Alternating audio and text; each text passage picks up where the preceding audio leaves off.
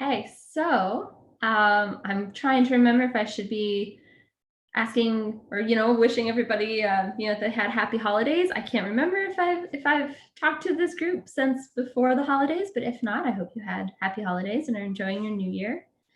And so today, what we're going to do is we are going to cover some more kind of introductory foundational R information and look more at data visualization and summarizing data. But before we do that, I want to introduce you to the Vocarium system. And so the Vocarium system is what you are going to be using to submit your coding assignments. So the first week you had a discussion-based assignment. The second week you had what's called an atomic assessment, so multiple choice, fill in the blank, that type of thing. And this week we're going to be moving into the coding assignments where you will be writing your own code and then submitting it for marks. So I am on the Canvas page right now. As you can see, I'm logged into student view, so I should be seeing more or less the same that you're able to see. And if we scroll down to week 3, which is where we are, you'll see that we have this assignment 3, visualizing and summarizing data. And so this is going to be a Vocarium assignment. And when you click on that assignment and give it a moment, you'll see that the first thing you need to do the first time you try to use Vocarium is just to accept the terms and conditions. So you can take some time to read through this if you like. After the webinar, you'd scroll down to the very bottom, all the way down to the bottom. It's down there somewhere. There we go. And you'd click on I agree. And that would give you access to these Vocarium assignments in the server.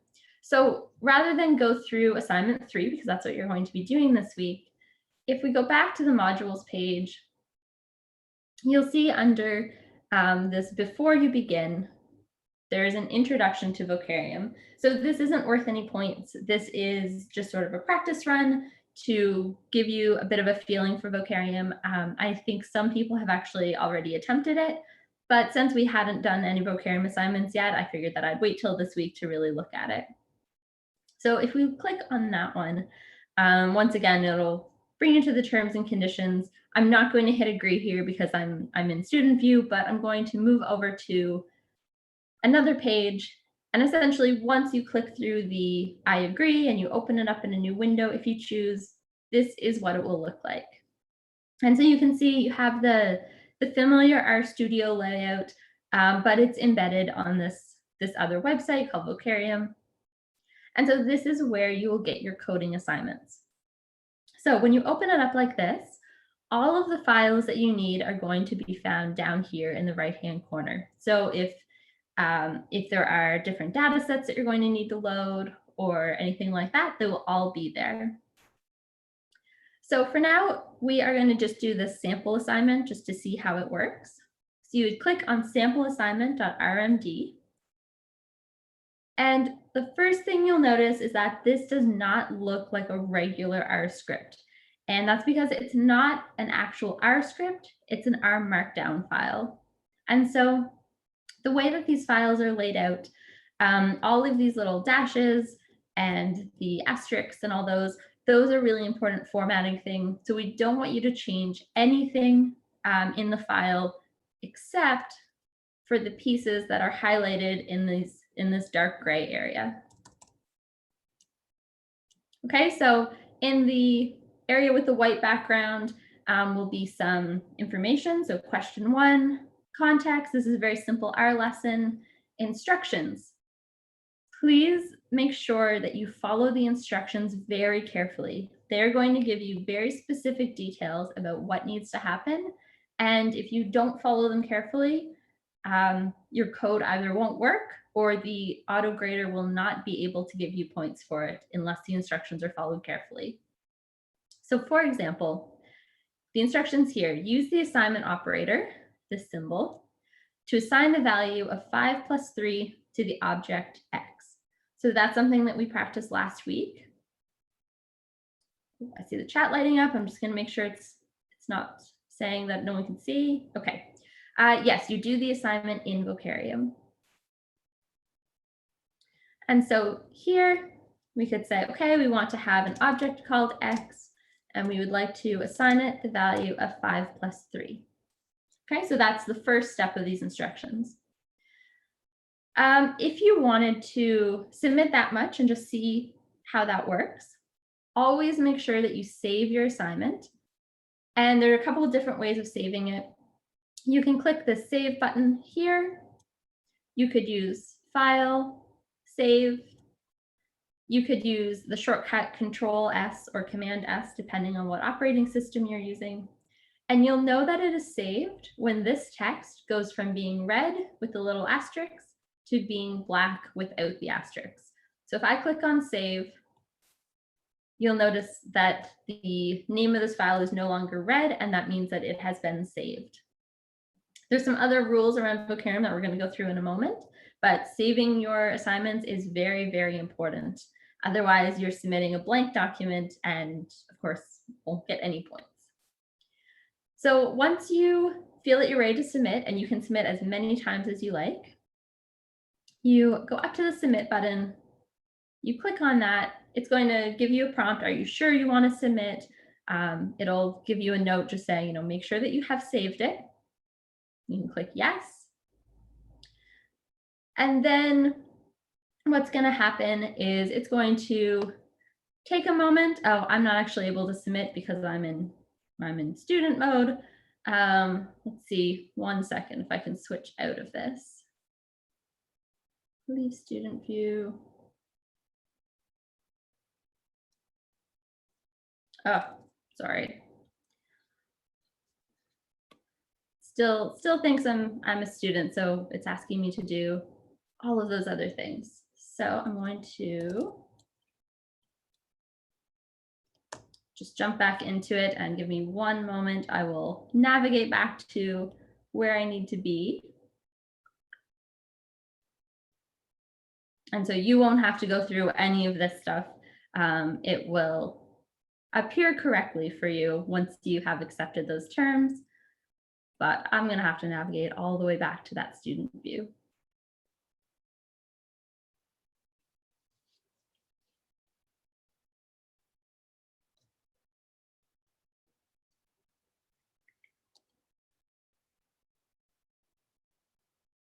Okay, we're back. Let's see if we can submit it now. Okay, so I will assign x the value of 3 plus 5. Notice that even my code didn't save because it thought I was in a different account than I needed to be. And so I can submit that. I have saved it.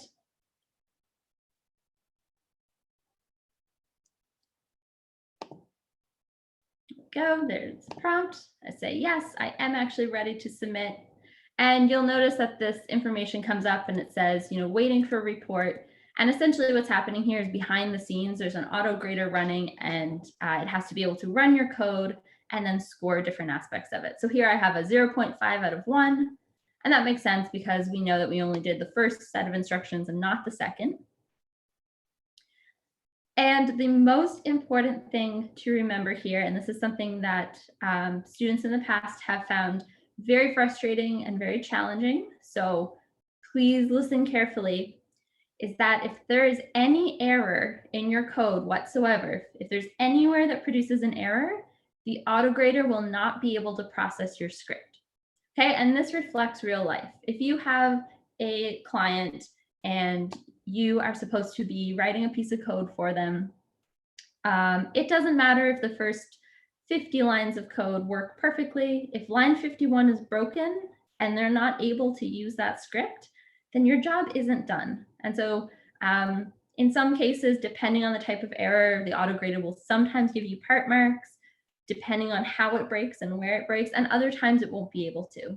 So if you submit your assignment and you say, wow, I got a 4% on that assignment, I don't think I did that terribly. That means that there's probably an error in your code that is breaking the entire script so that the AutoGrader can't grade it. So please keep that in mind.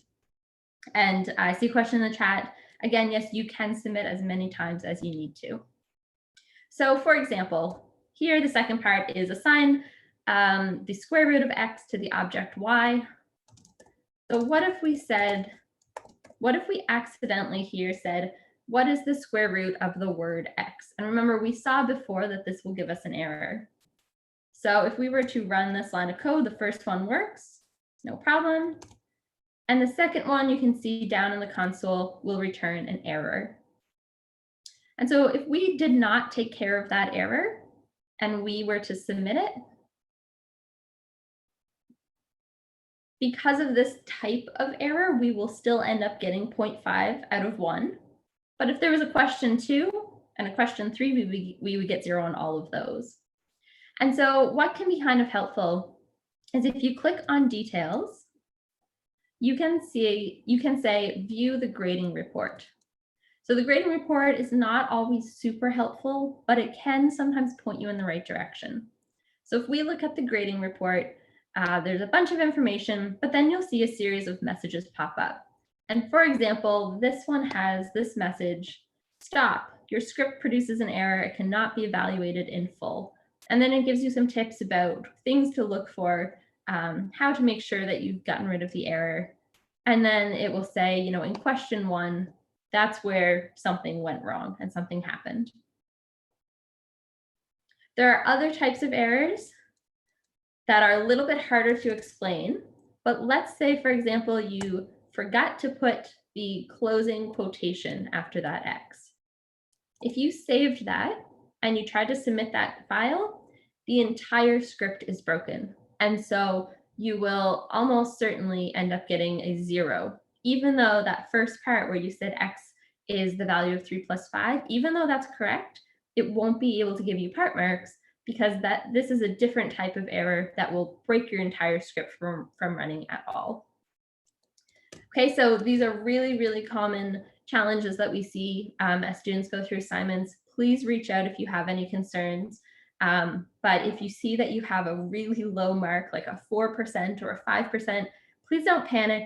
Don't think, wow, I've done so terribly that I have a 4%. That's not the case. You probably just have an error that is making your code unreadable. Laura is asking, do we save and submit after each line of script? No, you don't need to. Sometimes it's nice to submit after each question just to see if that question worked. It makes it a little bit easier to catch an error if and when it happens. But you are also free to do the entire assignment and then just submit it once. Like I said, it's totally up to you how many times you submit. I will say that after you submit 3 times, if you're having trouble, under the Actions tab, there will be an option, and it's not here because this is just an example assignment, but there'll be an option to download the solution so that you can see where you've gone wrong. Okay, so if you have any questions about that, I'm going to switch over to some slides with some extra rules about Vocarium, some weird things that we've realized will cause problems. So while I'm switching over, if you want to add any questions to the chat, feel free to do so.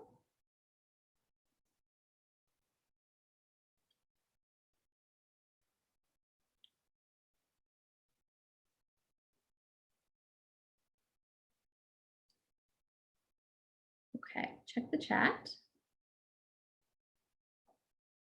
Why is it still showing an error? Oh, on line 20, even though I corrected it.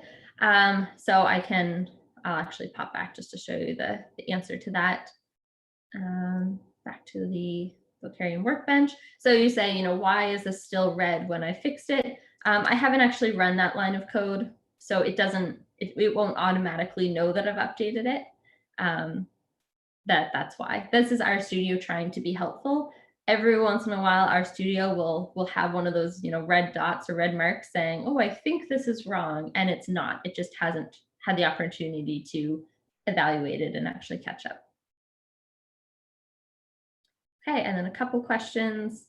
Let's see, I don't see the grading details in my view. You will be able to. These grades that come up on the side will be available. There's a couple of these pieces that may not be available, but you should be able to view the grading report and you will be able to see your score in the full assignments. And then I think I saw one more question there. Oh, no, it's part of the same question. Okay, so I'm going to switch over.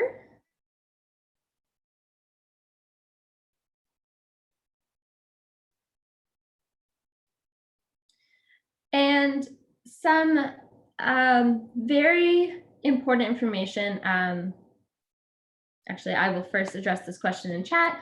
Shazad says that when they hit grades, it's giving the message, thank you for submitting, your grades will appear here once they're published.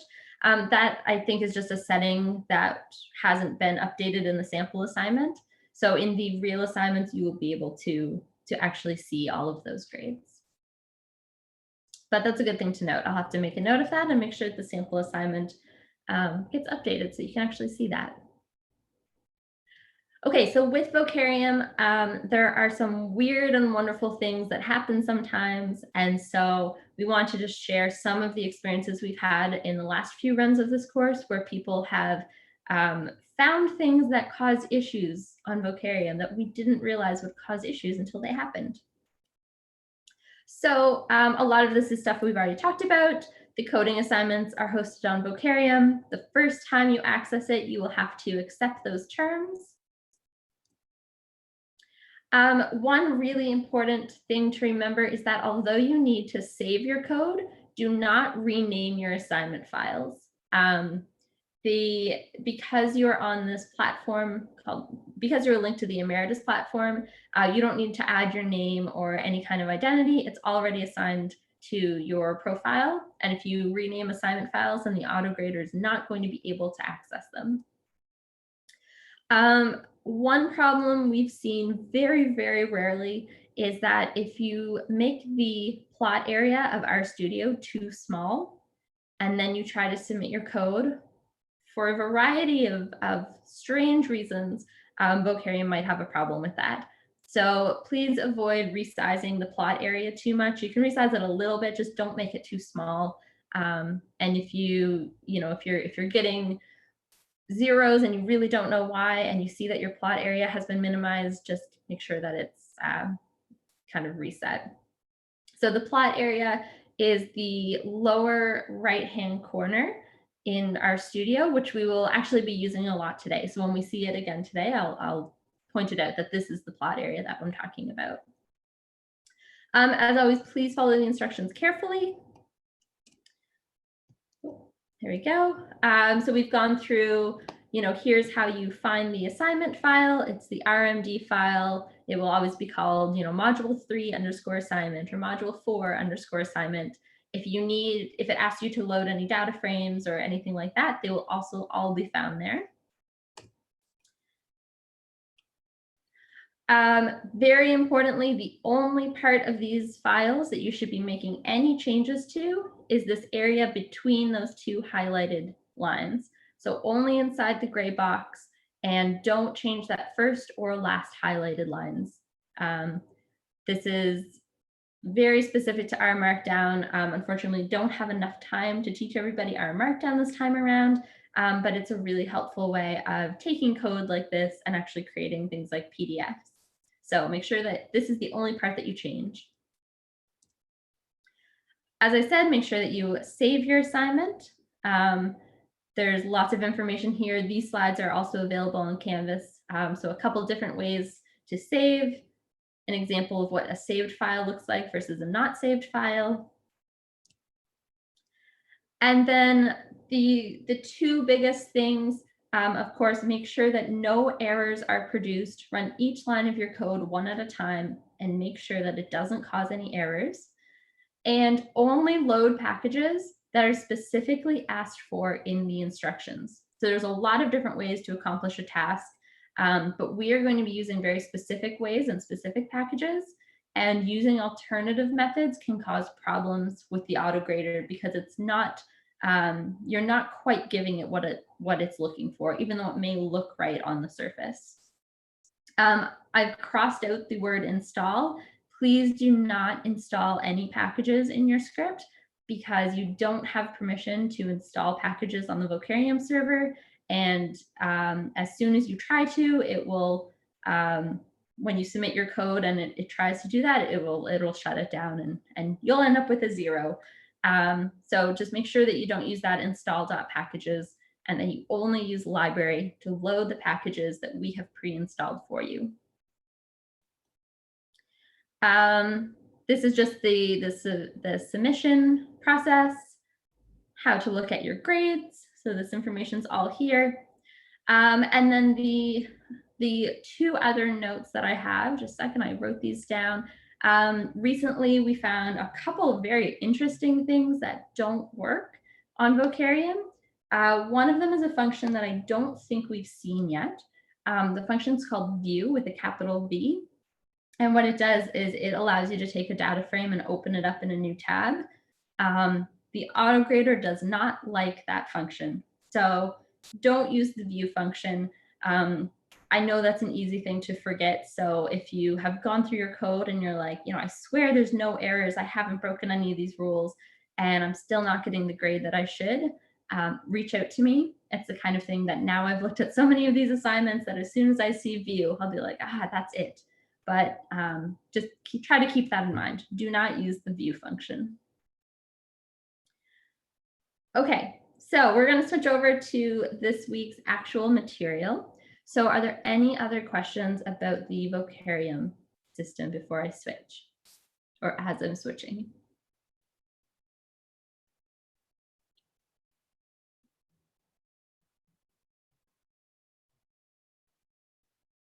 Okay. If you think of something as we go, we can talk more about it. Okay, so this week what we're doing is I just saw the chat light up. What's the best way to reach out through the ticket system on Canvas? So you can submit an issue directly on Canvas, and it will make its way to the right people, and then we'll be in touch with you, typically within 24 hours. So that's going to be the best way.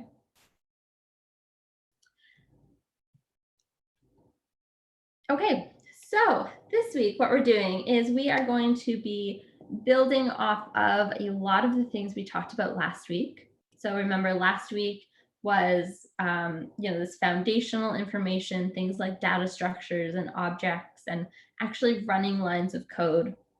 And so this week we are going to be talking more about data visualization, and then we're actually also going to be talking about some data wrangling. So filtering data, subsetting data, creating summary tables that describe your data, etc. So first of all, why would we want to visualize data? So especially in the early stages when you're really kind of just getting to know what your data look like and figuring out what your questions are, visualizing data can be a really useful tool for exploring the data and understanding the scope of the information that you have. There are cases where doing this, you'll end up finding these really interesting patterns that you hadn't noticed before, or maybe you wouldn't notice otherwise. And then as you get into more analytical approaches and the results of your analysis, data visualization can be a really effective way of communicating those results. And when you are able to give people important, clear information through these visualizations, you can impact decision making. So visualizations in R, one thing that people really like about R is its ability to produce high quality visualizations. So there are lots of different ways to do this. And the first way that most people learn is these built-in plotting functions that just come standard with R when you install it. And so some of these built-in plotting functions, so remember from last week when we talked about packages, the packages that come built in are sometimes called base packages. And so sometimes these plots are called base plots. And so base plots would include plotting functions like plot, hist for histograms, bar plot for bar plots, and so on. And so in your assignment this week, you are going to be asked to use this plot function. and just to explore a little bit of its flexibility. And so plot is interesting because depending on the type of data or the class of data that you give it, it will actually draw different types of plots. Okay, so I think that's question 2 in your assignment this week, is to test out this plot function, and we'll give you some instructions about how to do that. So while these base plots are very nice, they're built in, you don't have to worry about installing packages, they have some pros and cons. So on the pro side, they have tons and tons of customization options. You can essentially make base plots look exactly the way that you want them to without installing any extra packages. They have some built-in flexibility. So if you give that base plot function different types of data structures, it will respond differently. And it's simple to create informative plots very quickly.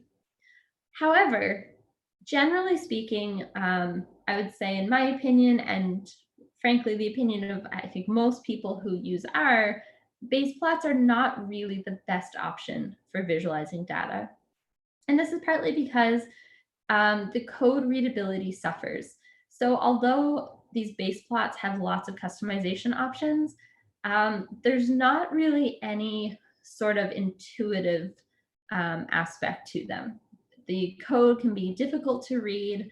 Common tasks can be very tedious to actually accomplish. And as soon as you start customizing a plot, the complexity of your code increases rapidly. So you might have the perfect plot that looks exactly the way you want it to, but it might have taken you 25 lines of code to make it perfect. And so what most people will do is move to this other option called ggplot2. And ggplot2 was released in 2007. It remains the most commonly used and recommended R package for data visualization. I would say that ggplot2 is the reason why a lot of people end up moving into R. And although it's not the only visualization package out there, it is, you can look at this little plot of how many times it has been downloaded. Downloads, I don't know if that must have been total. But you can see that although there are these other packages like Plotly and Lattice, ggplot2 remains the absolute most common. And what's nice about this is that that means that ggplot2 has a huge user base and an active community. It means that the ggplot2 code is well maintained. If you find any issues with it or have any troubles with it, there are lots of people out there ready and willing to help. And in my opinion, the best thing about ggplot2, the thing that really sets it above the others, is the ease by which you can customize your plots. So you can have very flexible plots and very customizable plots without a lot of extra code. And the code that you do add is fairly readable. And so I guess I've kind of already gone over some of the pros. It's powerful and flexible. It's well maintained. It's really become the industry standard. It does require tidy data.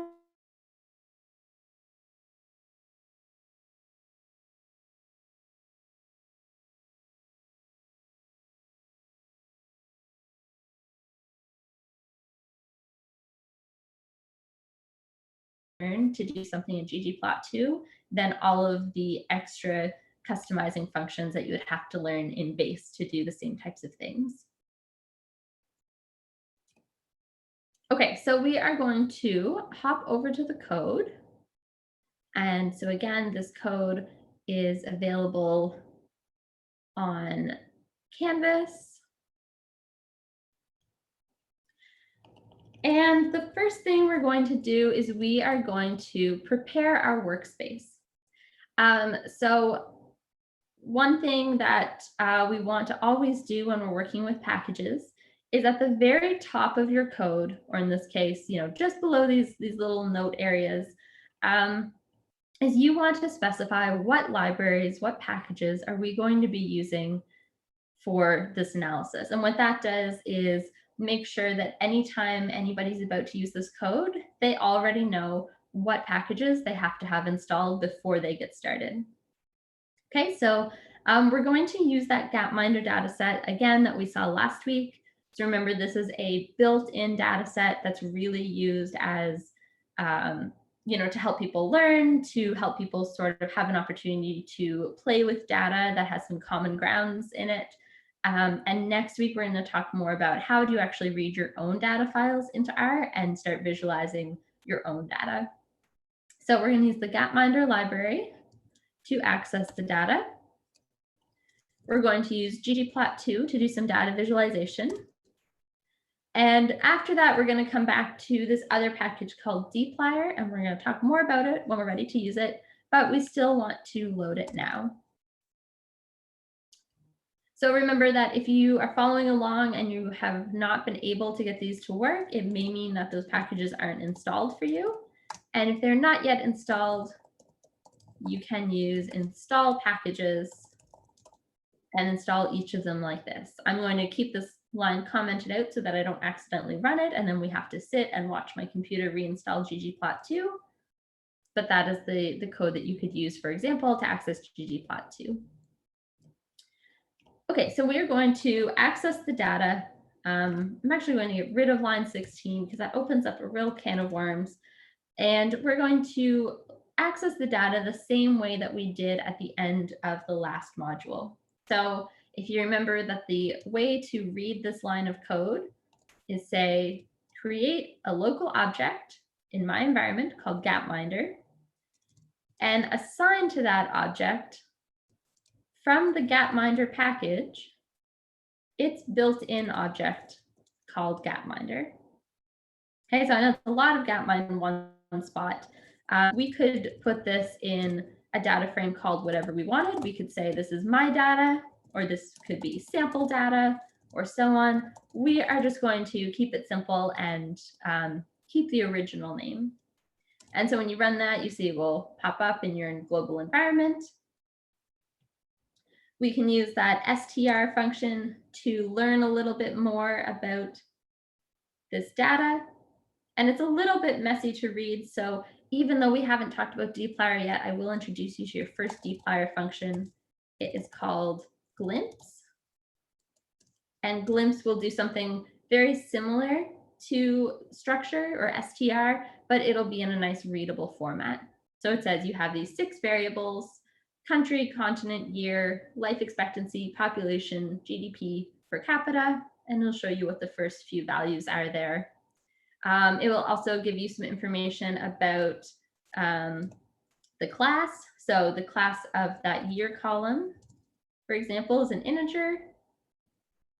And if you did not have a chance to look at that last little piece of code from the last module about factors, if you looked at the class called continent, or the class of the column called continent, you would see that it is considered what's called a factor. And a factor is essentially just a grouping or a categorical variable. And so you could say, well, now that we know that continent is a factor, we could ask for, well, what are all the different levels or the different categories of that factor? And it would print out that, okay, we have data from these 5 categories. Okay, so we are going to use this data to explore ggplot2 and how we actually start visualizing some of this information. Okay, so before we start, I'm going to look at the chat. I see we have things popping up. Oh, the question is, I thought we don't have install privileges on the Vocarium server. You don't, but if you're following along on your own personal computer, you can install packages on your computer. It's just when you go to Vocarium and you're doing the assignments, you can't install packages there. If you didn't know the data and you were afraid of having too many levels, can you inspect to see how many there are? Yes. So if we go back to this str of Gapminder, even though it's a little bit messier and a little bit harder to read, you can see here that we have the continent column, and it will say factor with 5 levels. So then you could see how many levels there are before you tried to print it out. So Glimpse doesn't give you that information. Structure gives you more information. Glimpse is a little bit easier to read. So I often use both. Okay, so we will continue on to plotting. Okay, so first of all, we want to overcome a very common misunderstanding. So the name of the package is ggplot2, but the name of the function in that package that we actually use, the name of the function is ggplot. Okay, so remember, we know that this is the function because it is a word-like thing followed by a closed round bracket and ended with an open round bracket, and then there's a closed round bracket to correspond to it, but it comes from the package ggplot2. Okay, so if we were to just run this ggplot function with no arguments, so nothing inside of the brackets, it wouldn't give us an error. And in fact, you notice in the lower right-hand corner, the plot window has popped up. So this is the window that I say in Vocarium, don't minimize this window. So don't say, oh, I'm not interested in plots, so I'm just going to make it really tiny. For whatever reason, that causes problems. There we go. All right, so jump through this code. There we go. So ggplot by itself will say, okay, I want to initialize a ggplot object. And so you see, you kind of get this gray square. And the first thing that every ggplot needs is it needs a data set. And there are some slides to go along with this as well. So the first thing we want to do is we are going to give it this argument that will specify what data set is the information or contains the information that we need. And so here we're saying, okay, I would like to build a plot based on Gapminder. And if you run that line of code, you see again, that doesn't give you an error. Still get this nice gray box, but it doesn't do anything. And that's because every plot needs to have three key components. It needs to have a data set that it's going to be based on. It needs to have a coordinate system. So for example, what is on the x-axis and what is on the y-axis. And then it has to have something called a geom, which is how is that data actually expressed. And so we're going to talk about geoms more in a moment, but let's start by specifying the coordinate system. So the second argument of ggplot is going to be this whole piece of code that I've highlighted. And this is a complicated piece of code sometimes that once you use it often enough, I promise it will get easier to remember, but it can be a little tricky at first. So the way I like to think about this is that this AES function, I think of it as the assistant function. And so you're saying, I want to use this data set. On the x-axis, I would like year. On the y-axis, I would like pop or population. But to get information about year and population from my data set Gapminder, I need to give that information to my assistant so that they can go upstairs, go to the Gapminder data set, pull out the year, pull out the population, bring it back down, and actually have it be plotted. Okay, so this is AES for me. I'm always thinking of the assistant. So if we run this line of code, you'll notice that our plot window changes. And we still don't have anything inside of the plot itself, but you can see now we do have pop on the y-axis. We do have year on the x-axis, and it has automatically set up these scales based on the data that it has found in those columns. Okay, so we have data from about 1950 to about 2009. So it automatically sets up that axis for us. And then the last piece of information we have to give ggplot is how do we want the values to actually be expressed? And so here we would say, why don't we do a scatter plot? That seems to be a reasonable way to actually look at this data. So ggplot2 works in layers. And so this first layer is this whole piece of code, which we've already run. We said, here's the data, here's what the assistant needs to get to put on the coordinate system. So that's layer 1. And we're going to add to that by putting a plus sign at the end of this line. We can start a new line. We want to add our geom. And so if I was to just start typing geom, you see that all of these options pop up. There's A/B line, there's bar, there's box plot, contour, density, dot plots. So these are all the different types of plots or all the different ways that data could be represented in a visualization. And so to do a scatter plot, the function that we're going to choose is called geom_point. And you don't have to give it any arguments. So this gives the ggplot all of the information it needs, the data, the coordinates, and how you want it expressed. And so when we run that, you'll see we still have the same axes, but now we actually have our points expressed as points. So one thing that you will see quite often is that there are some syntax options that you can play with here. So essentially how it works is that anything that you give the ggplot function becomes the default for all layers of the plot. Okay, so this says whatever layers I add here, whether I add points or lines or box plots or whatever, this is the data frame I want to pull it from, and this is what I want on the X and Y axis. But what you could do instead, and this is what this really depends on who you're working with. I tend to do it this way. Some people do it the other way, but it's important just to realize that they do the same thing, is that you can specify the coordinate system in the geom function itself. So you could say, step 1, initialize the plot. This is the data frame we're going to get information from. Step 2, add this geom_point layer. And in the geom_point, tell our assistant what information we actually want on the X and Y axis. Okay, so this line of code, line 40 and 41, does the very same thing as these lines of code, lines 47 and 48. Okay, so that can take a bit of getting used to. You are welcome to use whichever method you want. And as you build more and more ggplots, you will start to recognize the pros and cons of each, which are sometimes complicated. Okay, so let's talk a little bit about adding dimensions. What if we wanted to add some more information to this plot? It's not super useful at this moment. What if we said that in addition to having year on the x-axis and population on the y-axis, what if we wanted the color of each of these points to be based on what continent that data came from? Remember, we have a column called continent.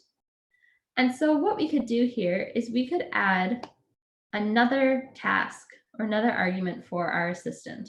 We could say, okay, assistant, when you go up to that Gapminder data set, I would like you to pull out year, population, and continent. And this COL means make the color of these points based on the continent that is listed in the data frame. Okay, so we can run that. And the nice thing about ggplot is that it will also build us this nice little legend. We don't have to go through the process of building that legend manually, so that's fantastic. And we can admit that this is probably not the most beautiful visualization in the world. It might not be super effective, but this is the general process of how you do these things. So I'm going to show you one of the weirdest things that you can do with ggplot2. And sometimes I find it kind of takes a moment to wrap your head around, why does this happen? So let's say instead of having the color of these points based on continent, I just wanted all of the points to be blue for whatever reason. So instead of here saying COL equals continent, I could say COL equals the word blue. There's a whole bunch of different colors to choose from. ggplot2 has this sort of internal library, and so it knows how to find, what this word means: blue, red, yellow, and there's dozens and dozens of different amazingly named colors that you can use. But one of the weirdest things that you'll see is when I run this line of code, it will make all of the points pink, and then there'll be a legend saying that the color of these points is blue. So why on earth would that happen? So what happens here is you have told your assistant to go to Gapminder, find year, pop, and something called blue. And so your assistant goes up to Gapminder and they say, okay, here's the year information, here's the population information. And I don't know what they're looking for when they're looking for the word blue. I can't, the assistant can't search the data set and look for the word blue. But they realize, okay, it has something to do with color. So this person does want the color of these points to be changed. The default color, if not black, is pink. And so they say, okay, well, I guess they want the color of the points to be something. I'll make it pink. And they want something to happen with this word blue. So I'll add a legend and say that that's blue. So this is a really weird thing that you'll come across. And the way that you fix this is that you don't give that color information to your assistant. So in geom_point here, the only information the assistant is getting is year and population. And then the COL argument is independent of AES. So the assistant never has to go and look for the word blue. So if we run that, all of the points will actually be blue and there won't be any silly legend like that. So in here, I have included some code. What if you want to change the shape of the points or the size of the points? It's very, very similar to color. It's a different argument name, but otherwise it's very similar. So definitely, take some time and look at those little pieces as well. But we want to move on to talking about different types of plots that you can do. So for example, you can do box plots. Box plots are used to plot a categorical or a factor column on the x-axis with a numeric value on the y-axis. So for example, and I'm going to get rid of this fill, we're just going to keep it simple. For example, we could say, we saw when we first read in the data that this continent column is categorical, right? It's a factor. There are 5 different continents that we have the data from. And we know that life expectancy is numeric. So we could say, okay, we would like a box plot. So geom_box plot. And we would like continent across the x-axis and life expectancy on the y-axis. And then that would draw our box plot. So you can see that even though the syntax of ggplot2 can be a little bit confusing, once you get started, the code is fairly readable. The first line is let's initialize a plot using this data. And the next line is here's the type of plot I actually want to make. And the coordinates can go either on the first line or the second line. Now you do have to be careful with box plots. What if we tried to put a numeric column on the x-axis? What if instead of looking at life expectancy by continent, we were interested in creating a box plot for each year and looking at life expectancy across year? So you might think, okay, well, I can just replace the word continent with the word year, and that should do it.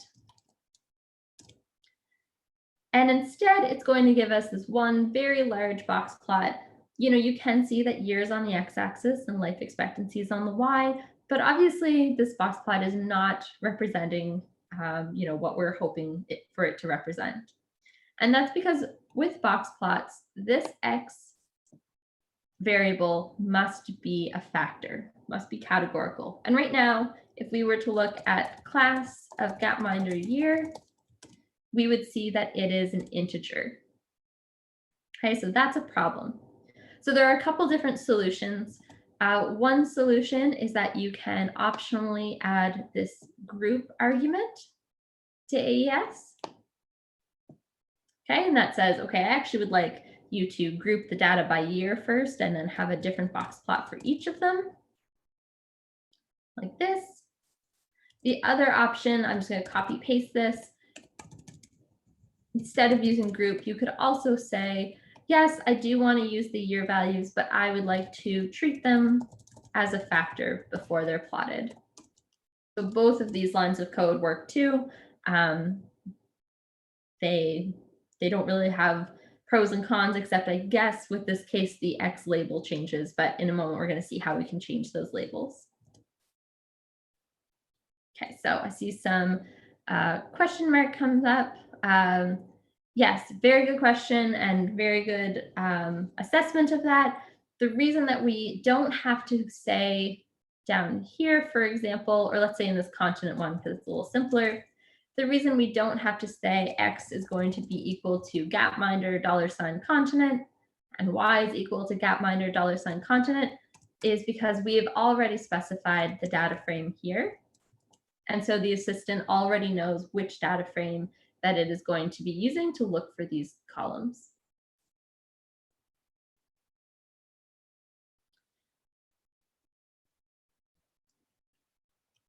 Okay, very quickly, I'm just gonna run through some code. It's mostly to have this code available to you. So as you run through it, you can try out different things, try plotting different variables against each other.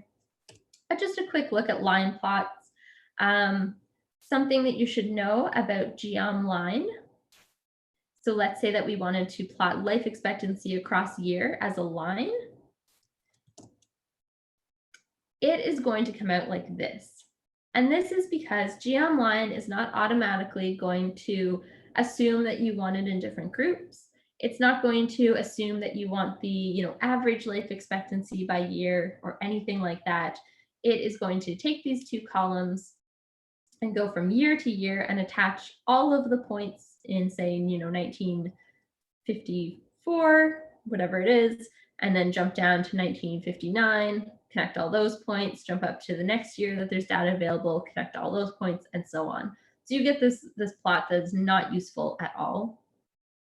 And so we can go back and use that group variable again to say, oh, I would actually like a different line for each country, because we know that in each year, each country will only have one value of life expectancy.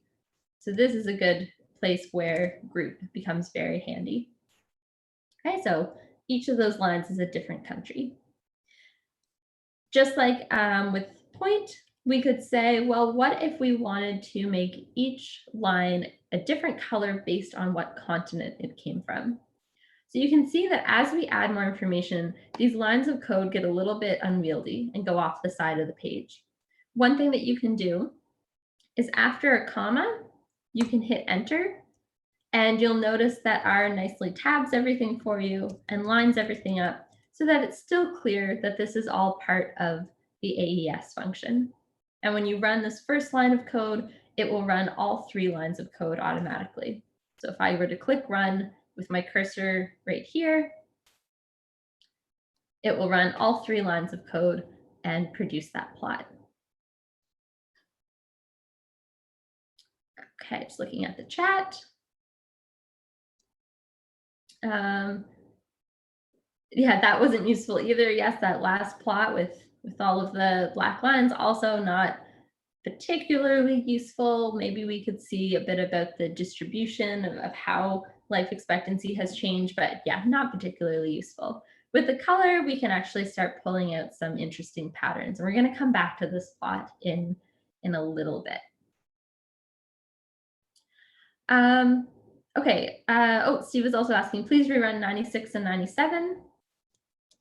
So that's this one with all of the black lines, like, as we said, not particularly useful. Could you specify the color for each country is a question in the chat. You absolutely could, and I will show you what happens with that. What if we said that we want a different color for each country? So one thing to know is that, I guess first, let's say, how many different levels of country are there? Oops, that's county. There we go.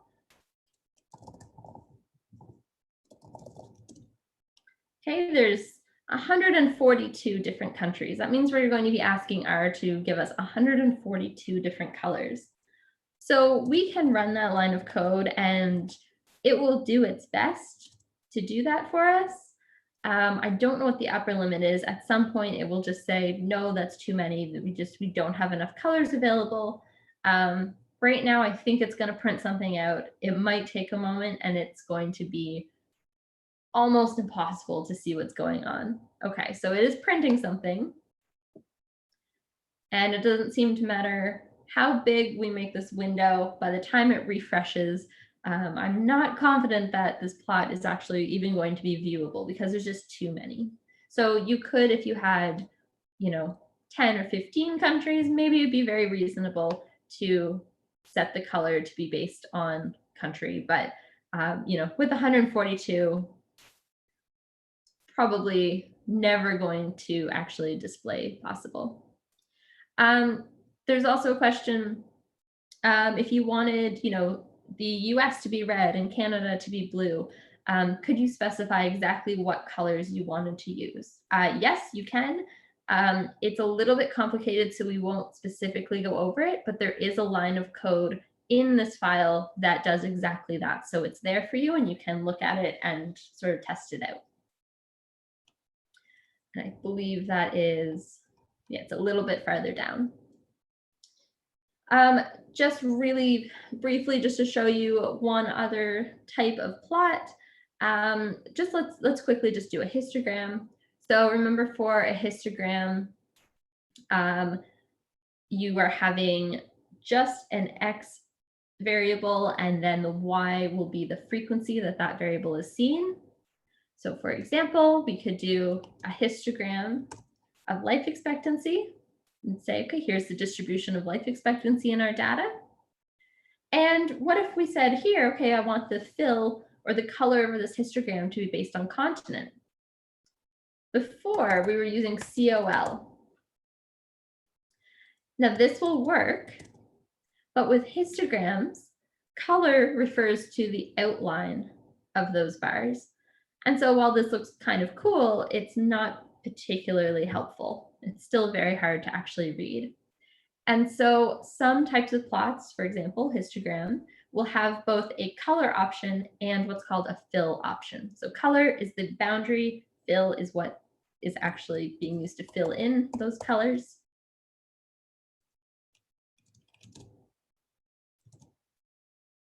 And so here you can see that that actually gets filled in now. Okay, so it's a little bit easier to see.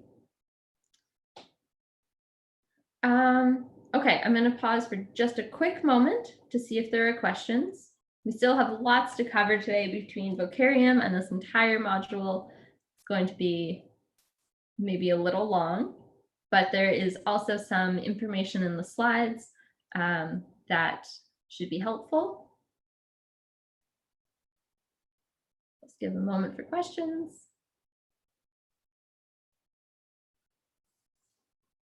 Laura is asking, could you just pick 3 countries to make the plot clearer? You are way ahead of me. We are going to be doing exactly that kind of thing in kind of the second half of this module.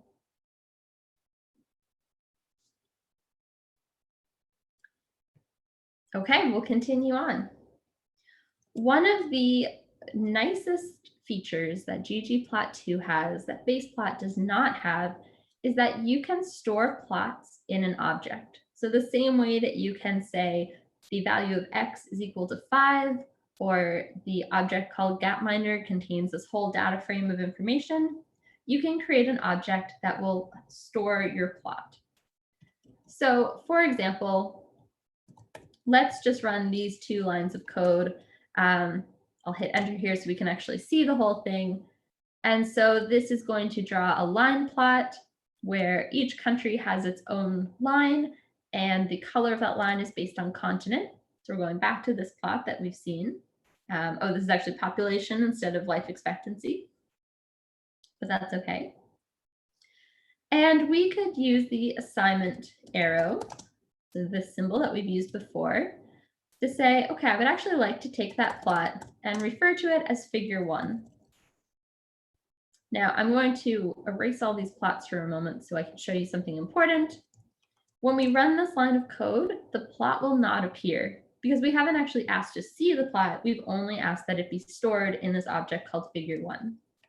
But now I can run figure 1 and the plot will appear eventually. There it is. And the thing that's really nice about having ggplot in an object is that you can add layers directly to the object. So you could say, well, what if I wanted this plot, but on top of all of those lines, I also want to add the points themselves.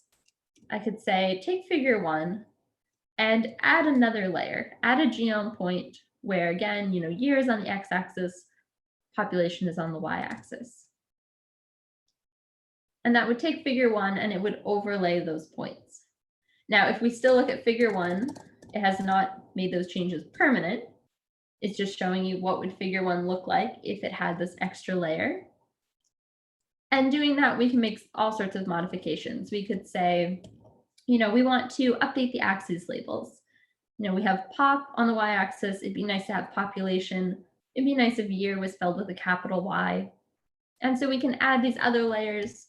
For example, xlab is the function and the layer that's used to specify the X label. ylab is used to specify the Y label. And so running that, you see that now those have been updated. And maybe we say, oh, we actually really like this. We would like to make that change permanent to figure 1. And so we can take this piece of code, put it here, and say, I would like figure 1 to be overwritten with this new version of itself, where it's its old version plus these 2 layers that make the axes labels nice. And now if we look at figure 1, we'll see that that change has actually been made permanent.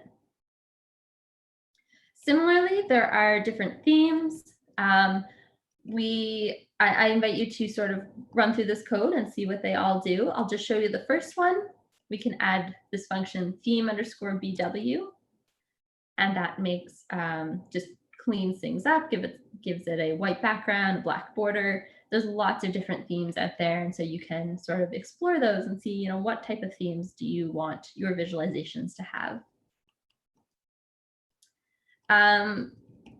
Here's the piece about customizing, what colors are used. All of that code is found in this section that you can look at.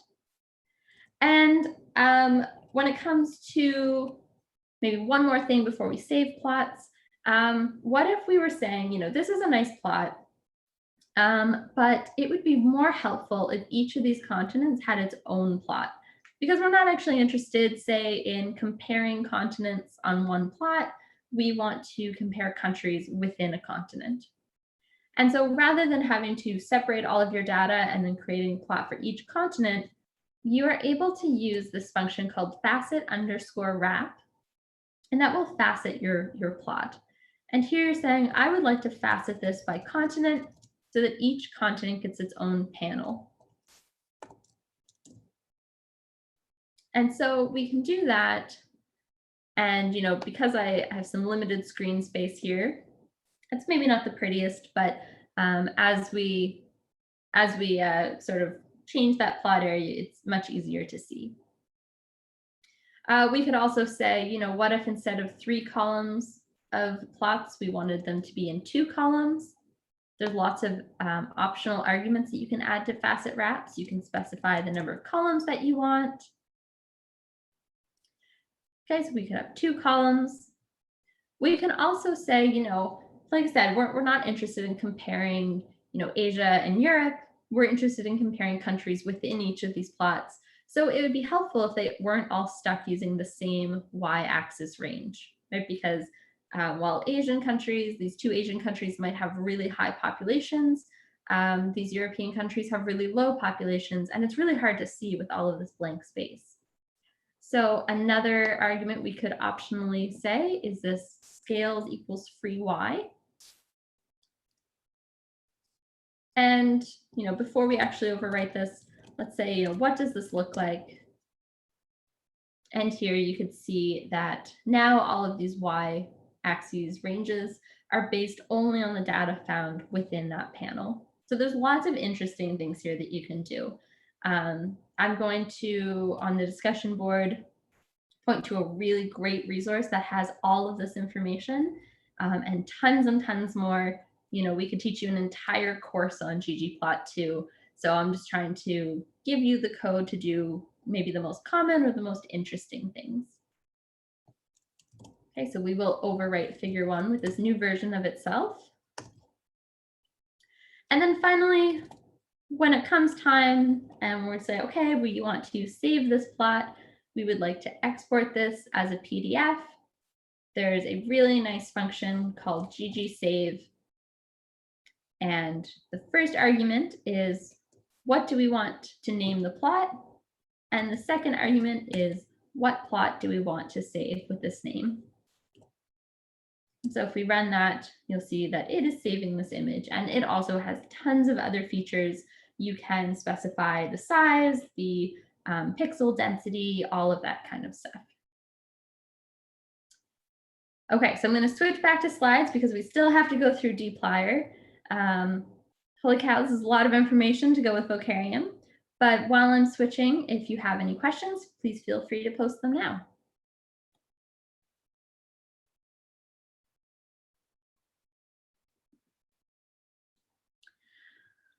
Let me see. Is there any way to set data once and not have to type ggplot gapminder over and over? Not really. One thing that you can do is, instead of calling your dataset gapminder, you could call it df for data frame. That's a pretty common one, and save some typing. It doesn't label figure one as in a title, says Steve. No, if you do want it to be labeled, if you want the plot to have a title, there is a function called ggtitle, I believe. And that's a function that you would use to specify what you want the title to be, how you want it oriented, and all of that sort of stuff.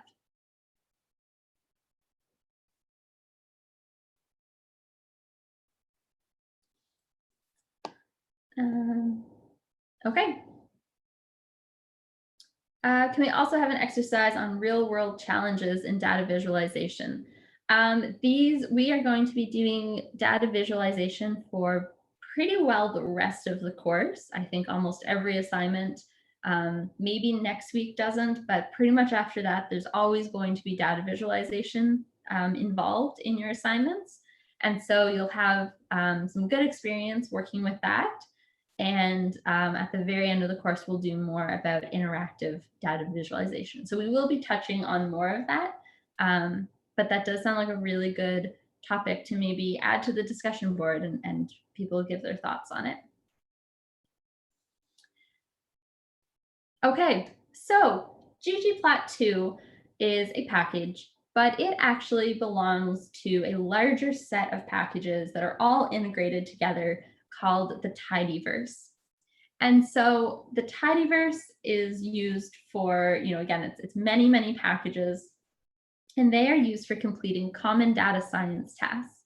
And the nice thing about it is that they all share these common philosophies and these common coding styles that will help you follow best practices of working with data and of making your code really readable. So this is a little diagram with the kind of most popular, what's here, 7, maybe the most popular 7 tidyverse packages, but there are at least 24 probably at this point out there.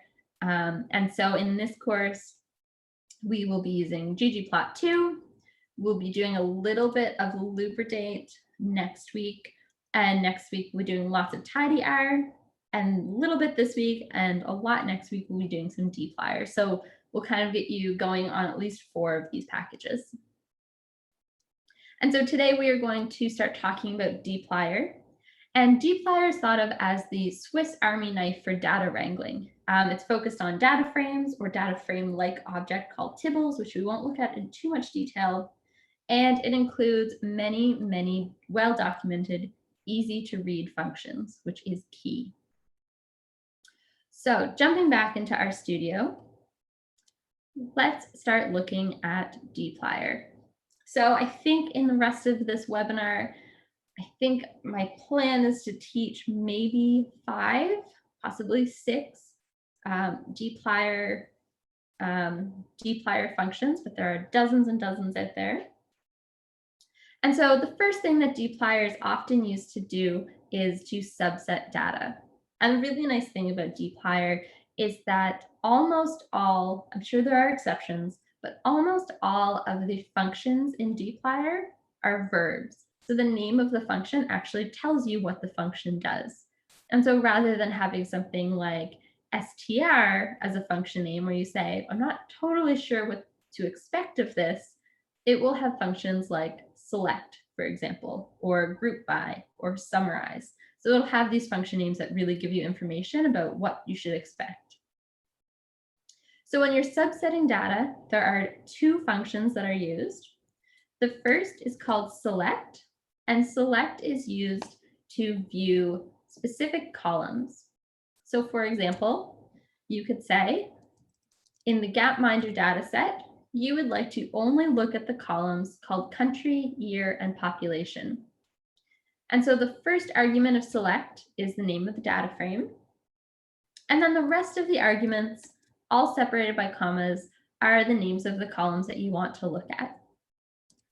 And so if we run that, it will say, there's lots of rows. It'll just print the first 10 to give us an idea of what's there. But it'll say, okay, here are the 3 columns that you've selected. You can also say that you want to omit particular columns. You say, well, I would like to look at Gapminder, but minus these 3 columns. And in this case, it's going to give you the same thing, right? Because there are only these 6 columns in total. So select is really handy for just pulling out the columns that you're specifically interested in. If you are only interested in particular rows or particular records, instead of using select, you'll use a function called filter. And so filter will look at particular rows based on a logical statement. So if we think back to logical statements, last week we learned about conditional operators. So remember we said, for example, 3 equals 5, and that will give us false because 3 does not equal 5. We could say 5 is greater or equal than 2. That will give us true. And so these are logical statements. They result in either true or false. And so let's say, for example, we want to look at only the rows in the data where the year is equal to 1957. We can say we want to filter our data. The first argument is, well, what data do we want to filter? It's Gapminder. And the second argument is, what do we want our logical statement to be? And so what this will do is it will go through each row. It will say the year in that row is equal to 1957, true or false, and it will only return rows where that's true. So if we run this, we see down here, I'm just going to move my screen around a little so we can see more of the output. You can see now we have a nice subset of our data where we only have the data from 1957. Okay, so I'm going to give you a moment. I see some questions popping up. Okay, so someone says that select is giving you the error could not find function select. That means that you have not loaded the dplyr library. And so if you scroll all the way back up to the top of your script, you have to make sure that you run this line of code because that select function is found in the dplyr package. And so you have to make sure that dplyr has been installed and then it has been loaded.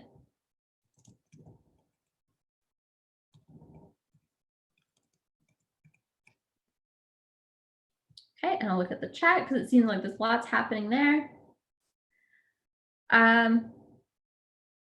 Steve says, does select work the same way? It does not. Select will only, the only information that you can give select is the name of the columns that you either do or do not want to look at. Let me see. Okay, I think there's been some good discussion. Making sure I'm not missing anything. Is anyone else hearing the Star Trek theme? I think it's just you. Okay, I think, yeah, Kristen has answered some questions there. So thank you. Perfect. Oh, Tidyverse reference. Fair enough.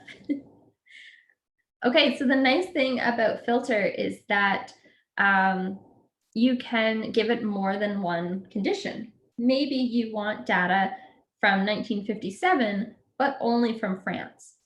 Okay, and so you can do things like this, where you say, both of these things have to come back with true. The year has to be 1957. The country has to be France. Here, remember, we have France in quotes because our country column is character based. It's technically a factor, but it's still based on characters or words.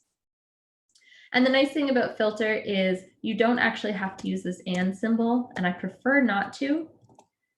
You can, the very same way that we've seen with select, for example, you can have these as two separate arguments separated by a comma, and it will assume that you mean that both of these have to be true. Okay, so we could say, all right, show me France data from 1957, and it will return just this one record because that's all it has. And as a quick review, we had talked about, I'm going to change this and to a comma as well. It's just a little bit easier to read. Again, after the commas, you can hit enter. So it's a little bit easier to actually see on one screen. When we learned about vectors, we talked a little bit about this special conditional operator in. And that says, is this value in this set of values or this vector of values? So here we could say we only want to look at rows where the year is greater than 2000, and we only want to look at data from Canada, Ireland, and France.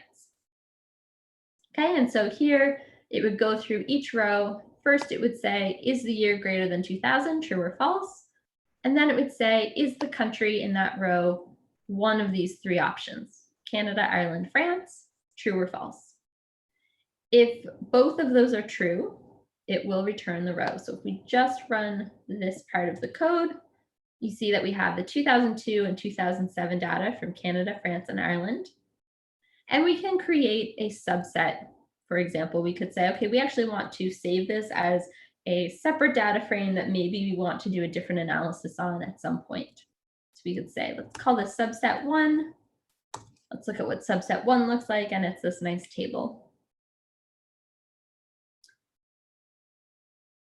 Okay, Lewis asked, although I think it just disappeared, is R case sensitive? Could we look for lowercase France? And R is case sensitive. So that is something to be aware of and very careful about.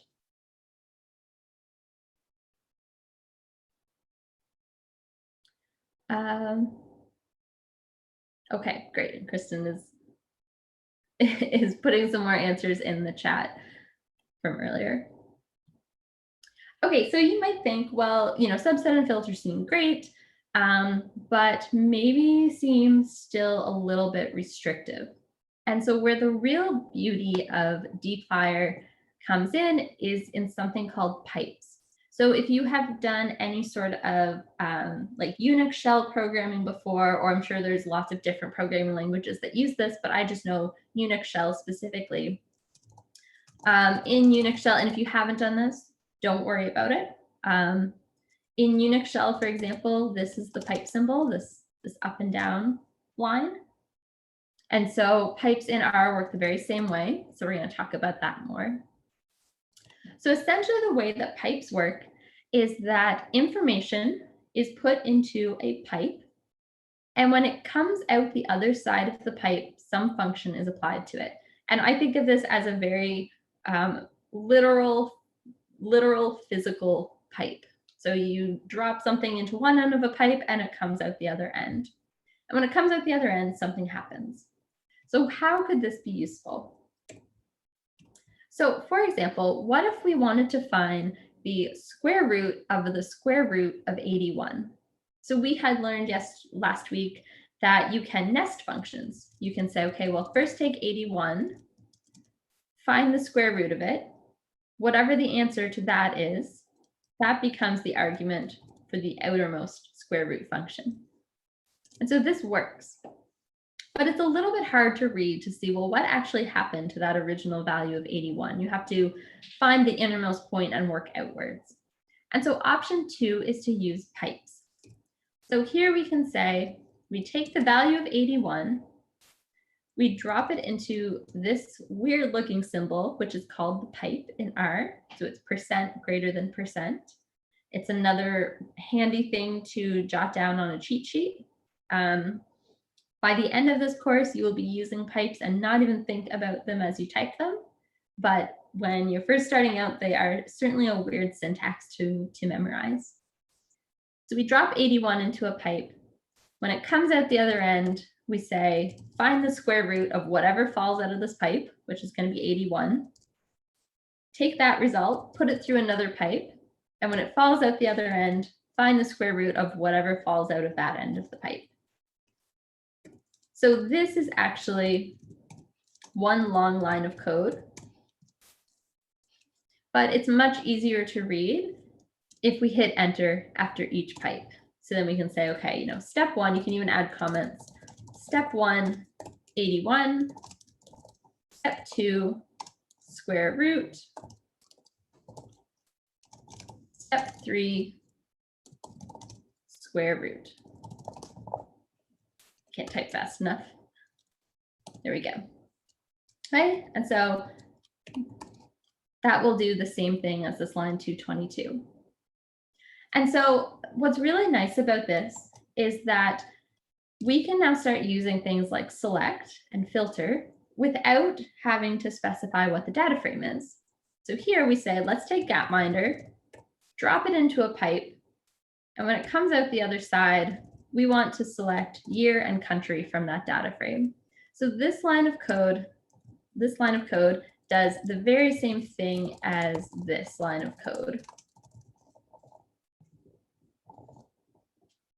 Oops. My goodness, I'm really struggling typing today. Okay, so those two lines of code do the same thing, except in this one, you don't have to give it that first argument because whatever comes out of this pipe is going to replace whatever should go in this first argument. So Gapminder ends up going there. Okay, so these two things, again, will do the very same thing. And so what's nice here is that you can start doing more complex tasks. So you could say, I want to take my Gapminder data frame, I want to filter it so that I only have data from 2000 and from France. And again, I'm going to switch this to a comma, it's a little bit easier to read. And then once I have that subset, I would like to select only the country, year, and life expectancy columns. I don't want to see all the columns. I just want to see these 3. Okay, so step 1, you put Gapminder in the pipe. Whatever comes out the other side gets filtered, where the year and the country is checked against the logical statements that you've made.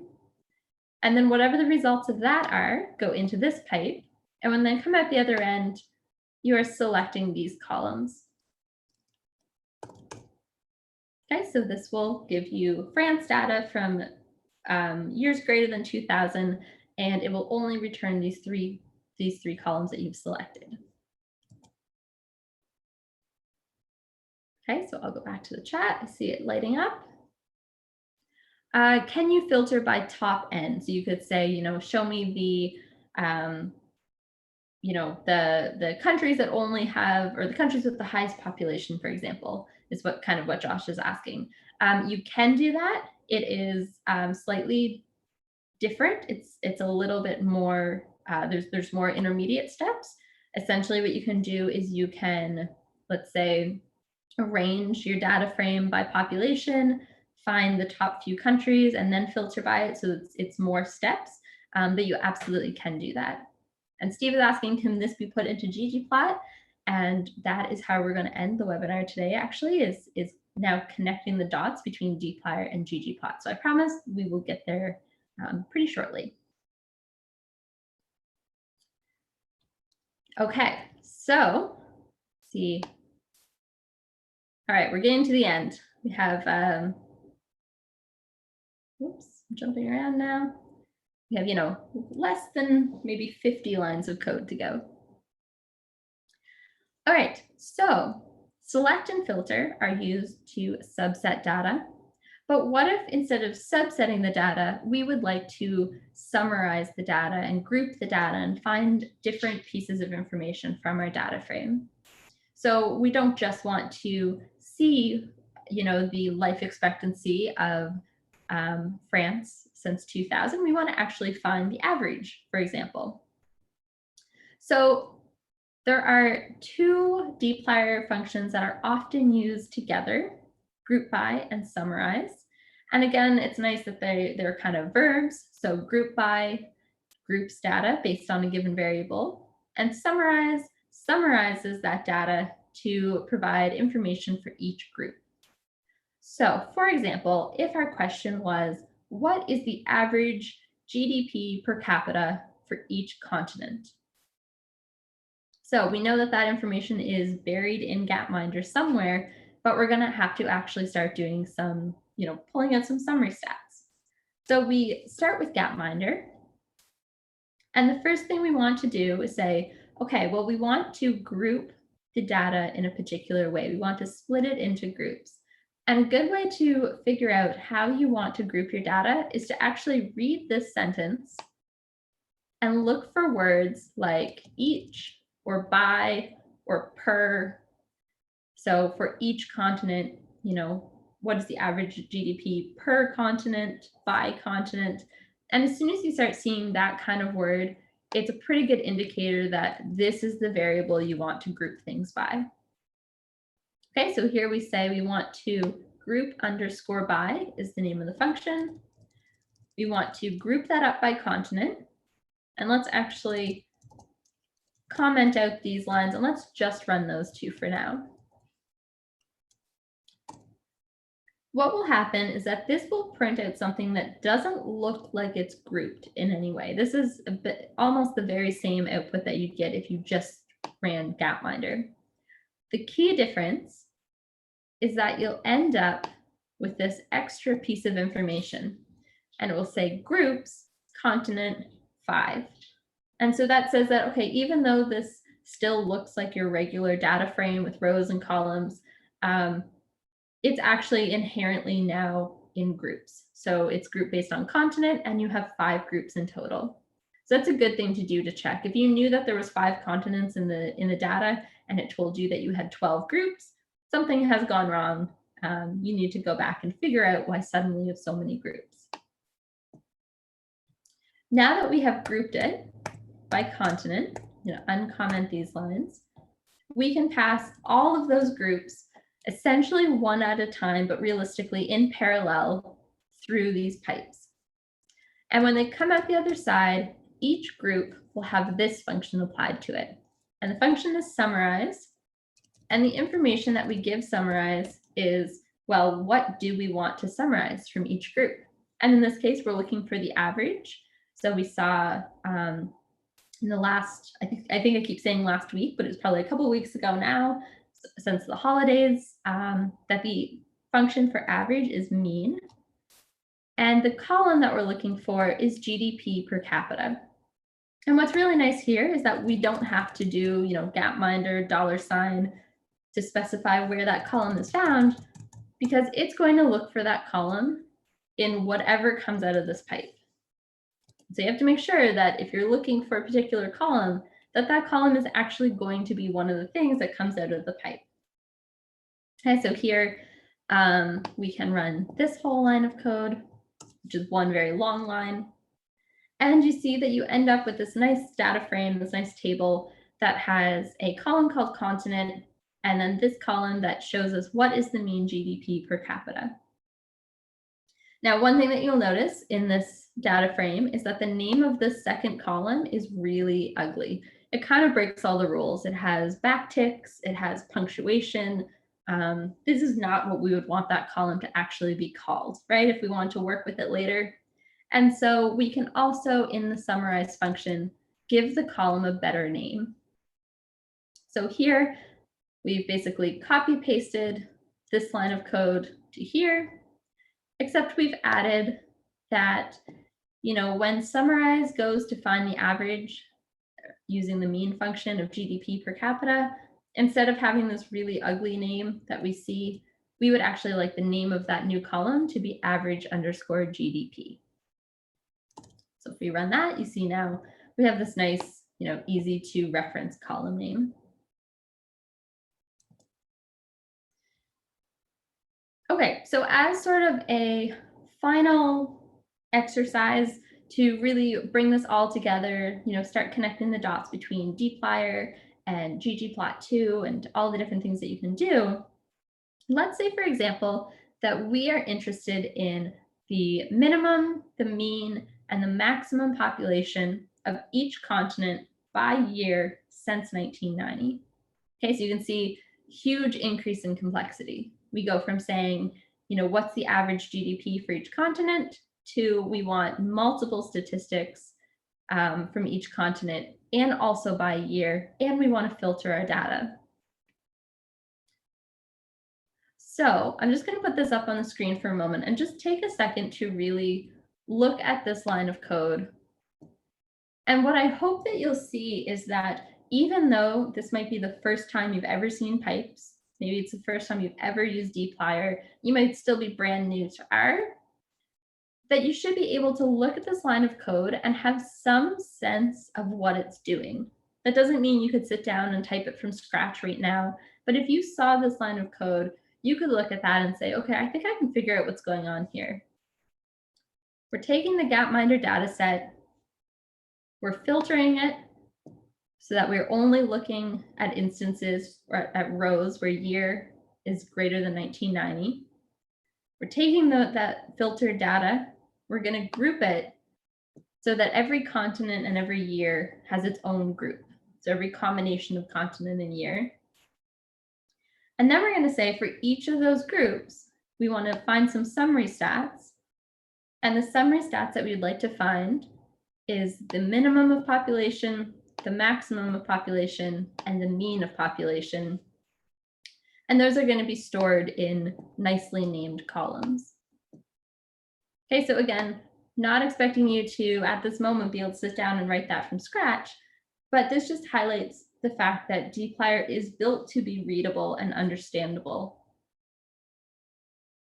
And we're going to take this resulting data frame, this summary table that we're building, and we're going to put it in an object called df1. And so what you can see here is you can group by multiple things at once. You can find multiple summary statistics at once. And keep in mind, all of this is one very long line of code. So after each pipe, it's helpful to hit enter. And after each comma in summarize, it's helpful to hit enter, because otherwise your code would look more like this. And it's much harder to keep track of what's actually going on. Okay, so let's run that and look at the resulting table. And we see that it has about 20 rows and says, okay, here's the continent, here's the year, and here are those statistics. So for example, these first 4 rows have to do with Africa in these 4 years. So all the years we have data after 1990. Here's the minimum, the maximum, and the mean population. And so it is broken down by continent.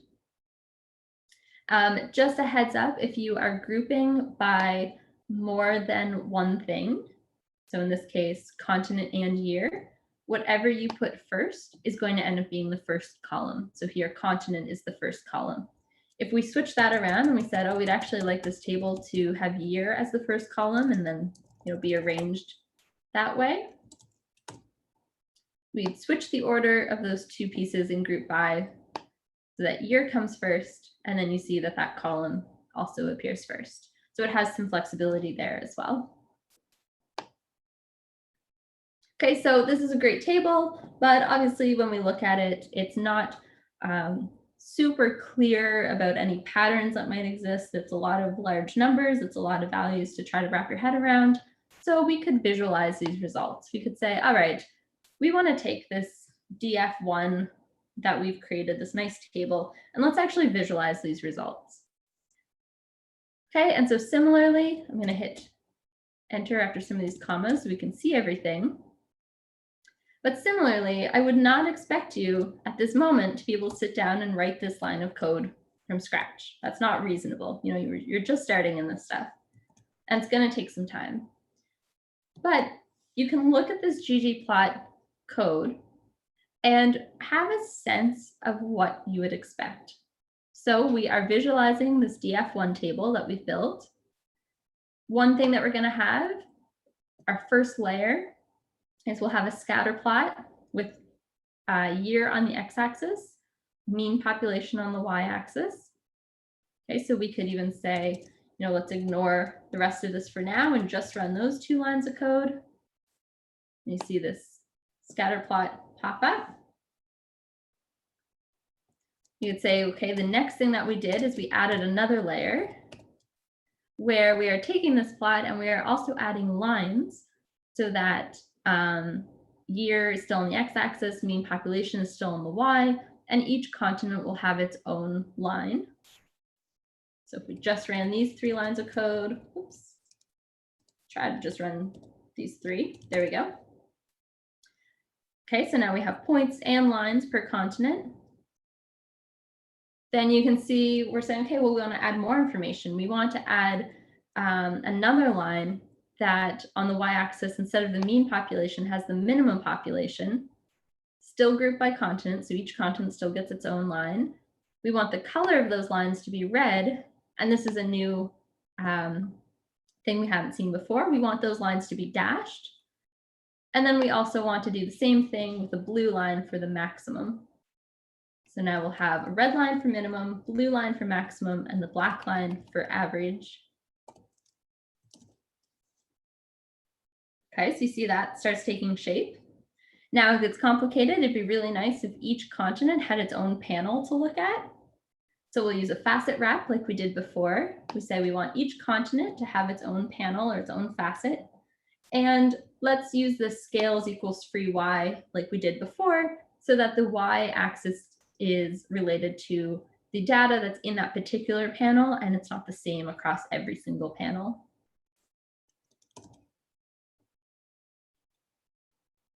Okay, so it starts looking like this. I know I'm going to end up hiding a little bit of the code here, but want you to be able to see the output. And then we could say, all right, that's exactly what we want, except let's clean up these axes labels to be year and population, and let's add this nice black and white theme so that the background of each of these panels is white and it has a nice black outline.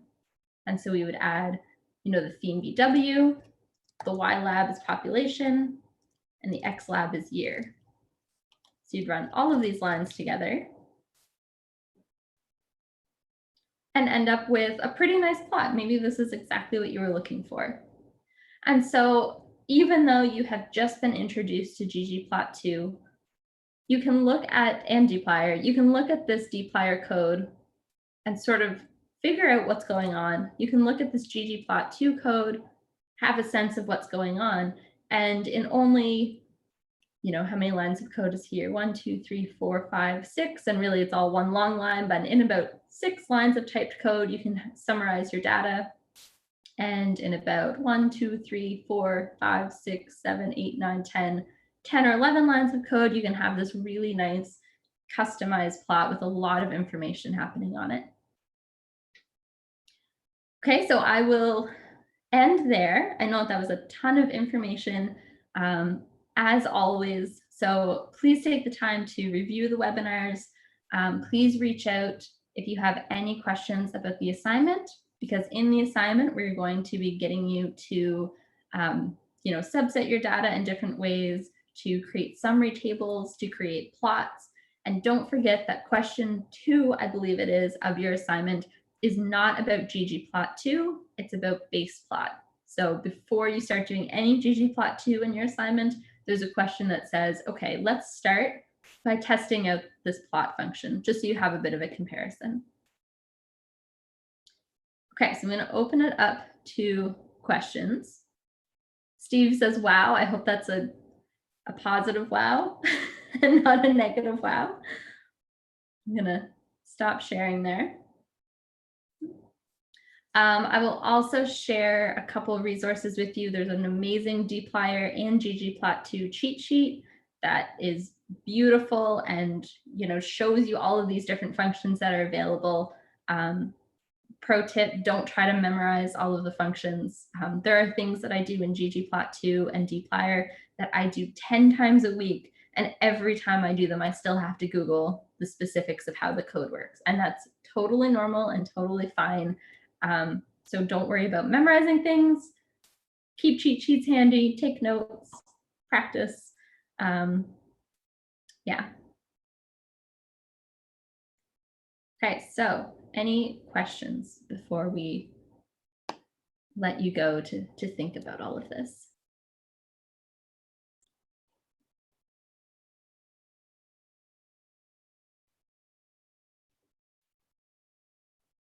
Okay, I don't see anything popping up, but I know people might be typing, so I won't rush away.